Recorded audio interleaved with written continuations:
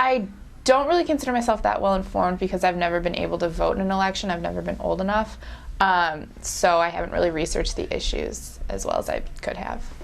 I'd say I'm in the middle because I think I pay attention enough to the news and USA Today on my phone. I have an app for USA Today. I look at it every day.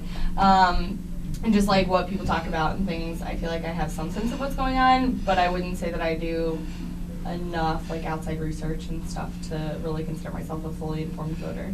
In general? Well, I try to be as educated as possible.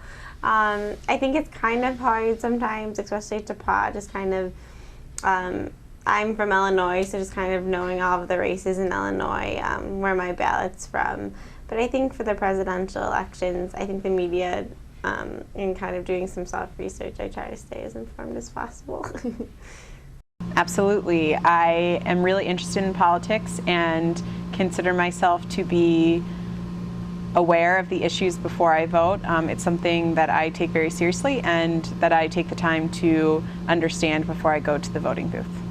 I would consider myself fairly informed for a college student. It's a little bit difficult since I'm originally from Columbus, Ohio, and I'm still registered as a voter in my hometown. So it's a little bit difficult not being there, the whole year to always see the news and what's going on. But when it does come time to vote, I always have my dad send me, he's like really into being an informed voter, he always sends me like the paper. And our paper always does like an election issue with information about the candidates. I try and like look up as many candidates as I can. If I don't understand something, my dad's a really neutral person.